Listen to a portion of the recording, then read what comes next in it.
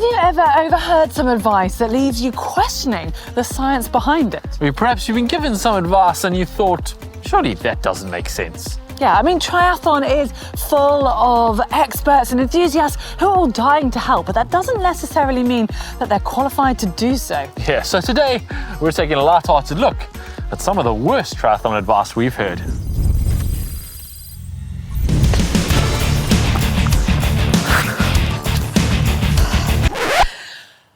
The concept of training is to push our minds and our bodies hard so that we then recover, adapt and get stronger. And the idea is you're going into new territory, whether that's speed, whether it's intensity or whether it's distance. It doesn't mean that we need to be doing every single session hard, as there's obviously different ways of stretching our body. And even said with that, there should only be 2 or 3 sessions per week where you are going really into that upper zone. Otherwise, if you're doing all of your sessions hard or further or at a faster speed, then you're just going to find yourself burning out and actually having the opposite effect, as you might end up getting niggles, getting ill, being injured, or just purely being fatigued and therefore seeing zero training benefit.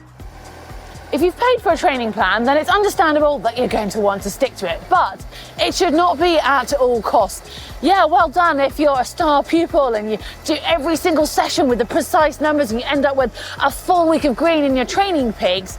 And that's fine if your body's adapting well, you've got good energy levels and you're doing each session no problem. However, if you're really struggling for time or you're starting to get a little bit too tired or maybe even having some niggles, then it's time to listen to your body. It's actually taking the odd day off here and there if you're struggling or missing one session could end up helping you in the long run and then being able to nail the rest of the really important sessions.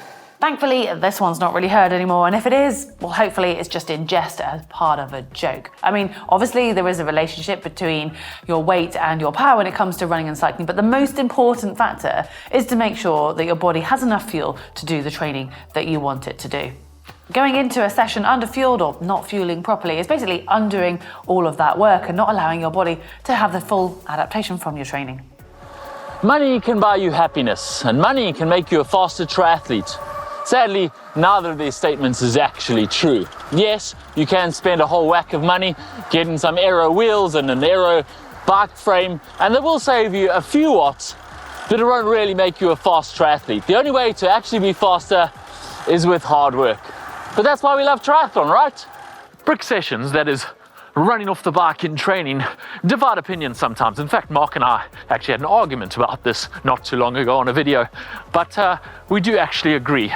If you're new to triathlon and you haven't experienced it before, it's definitely worthwhile getting used to the feel of running after a hard bike before you do your triathlon.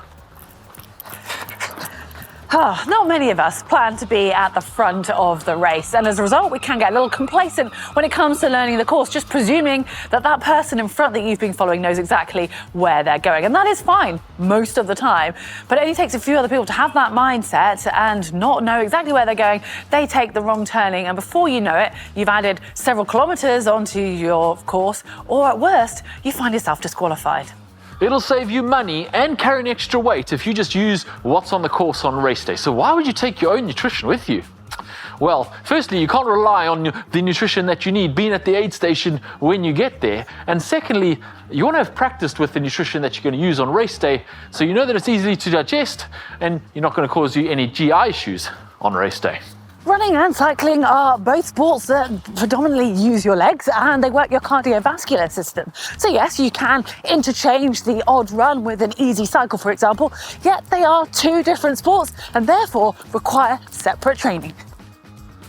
When you're training hard, you are burning a lot of calories and therefore you need to eat to replenish them. You might hear young athletes talk about how often they eat takeaways and how much sweets and chocolates they eat throughout the day. Of course, you can eat more when you're training hard and not put on weight because you're burning so many calories, but it can't all be junk. Your body still needs a variety of nutrients in order to recover from that hard training.